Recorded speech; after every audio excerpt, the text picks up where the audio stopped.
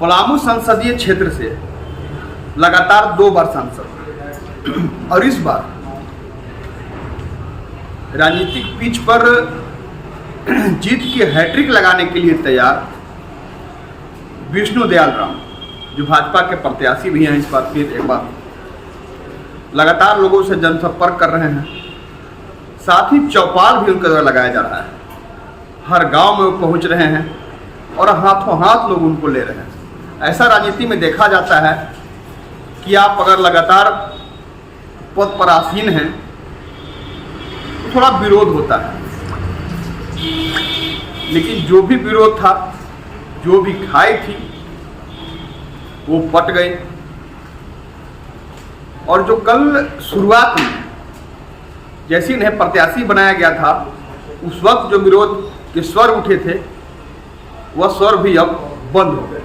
वो भी लोग अब साथ घूम रहे हैं और विष्णु दयाल राम को एक बार फिर से सांसद बनाने की तैयारी में जुटे हुए हैं।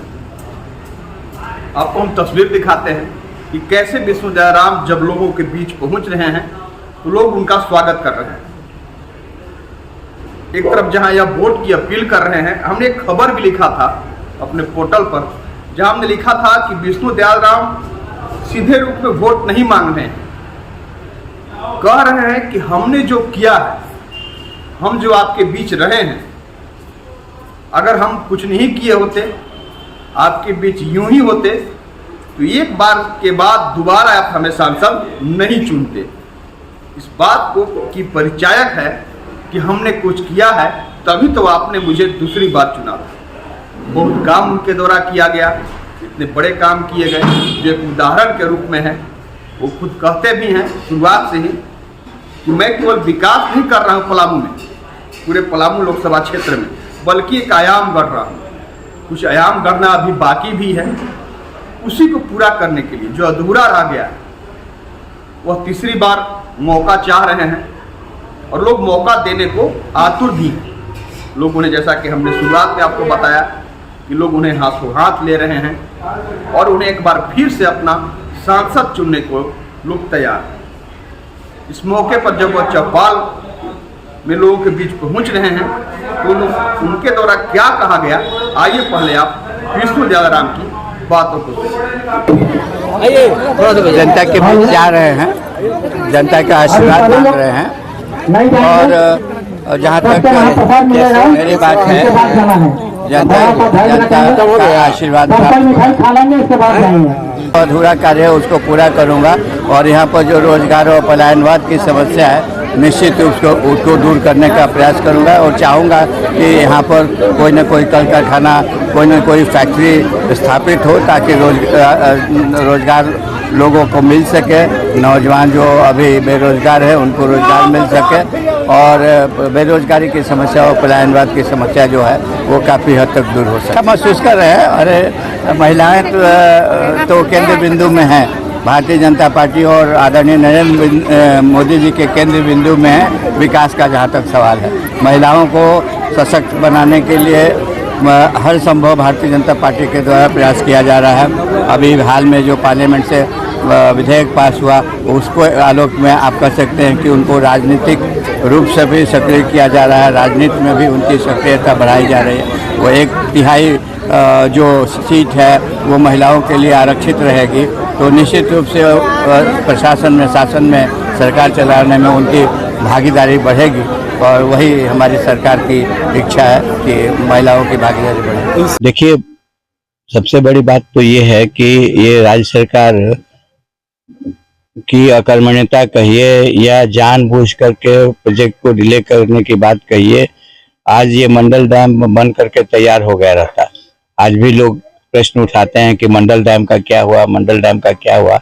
आप पत्रकार बंधु भी बार बार इस चीज को कहते रहते हैं, पूछते रहते हैं, लेकिन आप हकीकत जो है वो जनता के सामने अपने माध्यम से रखने की कृपा करें। भारत सरकार ने विस्थापितों के लिए प्रति परिवार 10 लाख रुपए की मुआवजा की राशि स्वीकृत करके मुआवजा की राशि आज से 8 महीना पहले भेज दिया। ये राज्य सरकार 8 महीने से ये नहीं डिसाइड कर पा रही है कि राशि को एक मुश्त दिया जाए या किस्तों में दिया जाए। 8 मिनट भी इसमें नहीं लगना चाहिए ये डिसाइड करने के लिए कि एक मुश्त राशि दे दी जाए या किस्तों में दी जाए। अभी राशि यदि वितरित हो गई रहती, जो विस्थापित लोग हैं, तो ये मंडल डैम बन करके तैयार हो गया रहता।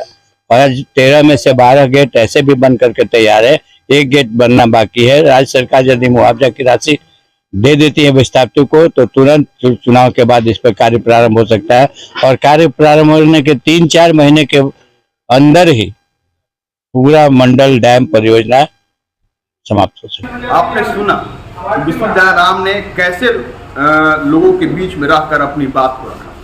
अब हम आपको सुनाते हैं।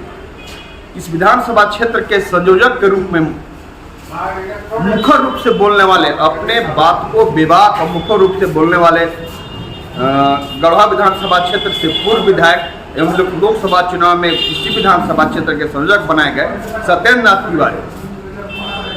गढ़वा विधानसभा उनका अपना क्षेत्र है, जहाँ के वो 2 बार विधायक भी रह चुके हैं। वह भी उनके साथ कदम से कदम मिला करके चल रहे हैं और लोगों से कह रहे हैं कि विष्णुदयाल राम को फिर से एक बार सांसद चुनना क्यों जरूरी है पलामू के परिप्रेक्ष्य में। पलामू लोकसभा वह क्षेत्र है जो तब यहाँ के लोगों ने जाना कि सांसद क्या होता है जब विष्णुदयाल राम यहाँ से 2014 में पहली बार सांसद बने। तब लोगों ने सांसद को अपने बीच पाया, तब लोगों ने जाना कि एक सांसद का क्या काम होता है, कैसे उनके द्वारा विकास किया जाता है। तो एक बार फिर से लोगों ने मन बना लिया है विष्णुदयाल राम को अपना सांसद चुनने का। तो इस मौके पर जब उसी चौपाल में मौजूद रह रहे सांसद के साथ सत्येंद्र नाथ तिवारी, उनके द्वारा क्या कहा गया, कैसे उनके द्वारा वोट की अपील की गई लोगों से, उसे भी आप जरा सुनिए। अभी आपने मेरा बात सुना होगा, मैं इस क्षेत्र के चप्पे चप्पे से वाकिफ हूँ, घर घर से मेरा रिश्ता है। अभी मैंने आदरणीय सांसद महोदय से एक निवेदन किया है कि भाई 3-4 गांव के लोग पटवन से वंचित हैं और वह मामला राज्य सरकार से सोल्व नहीं होगा। जैसे इन्होंने 1 अरब के नहर पक्कीकरण का काम कराया, 4-5 गांव के लोगों को नहर से पानी लिफ्ट करके इस क्षेत्र में पटवन की सुविधा केंद्र सरकार में मांग रख के कराने का काम ही करेंगे। वोटरों का क्या मिजाज? वोटरों का तो देखिए देहाती आदमी है, हम तो ये कह सकते हैं कि कोई नहीं है चक्कर में। क्यों पड़े हो चक्कर में? किससे लड़े? कौन है? कोई से लड़ाई नहीं। बिल्कुल खड़े हैं, बिल्कुल खड़े हैं, निश्चिंत रहिए। पटकन लेके खड़ा है अबरी बे, कब डाइन भूत हम बुलवाएंगे अबरी। हम लगातार बने हुए हैं इस लोकसभा चुनाव में अन्य खबरों के साथ, आपको अन्य खबरों से लगातार वाकिफ कराते रहेंगे। अब चुनाव कुछ ही दिन बचे हैं। 13 तारीख को हम एक बार फिर से अपील करना चाहेंगे कि 13 तारीख को आपको मतदान करना है, तो सबसे पहले आप मतदान केंद्र पर जा करके मतदान करेंगे, क्योंकि आपको अपने मताधिकार का प्रयोग करना निहायत जरूरी है। धन्यवाद। ऑक्सफोर्ड पब्लिक स्कूल में आगामी सत्र 2024-25 के लिए कक्षा प्री नर्सरी से कक्षा 8 तक का नामांकन प्रारंभ हो चुका है। हमारे यहाँ सीट सीमित है, यथाशीघ्र नामांकन करवाएं। बच्चों के लिए स्मार्ट क्लास, प्रत्येक कक्षा में अधिकतम 40 बच्चों के लिए सिटिंग व्यवस्था, वातानुकूलित कक्षा, अनेक प्रकार के हाई टेक लैब्स जैसे physics lab, chemistry lab, bio lab, composite lab, computer lab, maths lab, library, extra activity room, art and craft room, sports room आदि मुख्य रूप से उपलब्ध हैं। दूर दराज से आने वाले विद्यार्थियों के लिए वाहन की भी संपूर्ण व्यवस्था। हमारा पता है Oxford public school, Narayanpur, Tandwa, Garhwa. हमारा संपर्क सूत्र है 9031474750।